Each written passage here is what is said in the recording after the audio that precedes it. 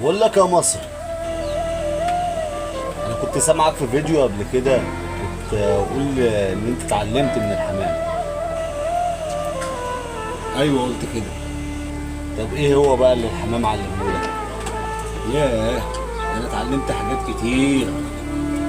اتعلمت من الحمام ان فرد الحمام الجدع زي الصاحب الجدع، يفضل واقف معاك مهما كانت الظروف ومهما كانت الاجواء اللي طاير فيها فرد الحمام، والظروف المحيطه بيه والدنيا كلها بتبقى ملمومه عليه، بيفضل جدع واقف معايا وواقف جنبي زي الصاحب الجدع، بيفضل معاك واقف جنبك حتى لو الدنيا كلها ضدك.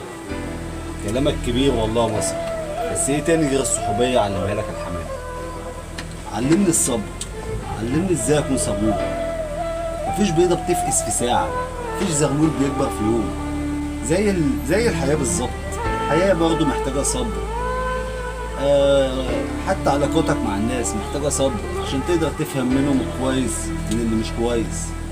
والله عندك حق يا مصر، في ناس كتيره ما عندهاش صبر. واكتر حاجه علمها لي الحمام ان ابص بعيني وافهم من غير ما اتكلم.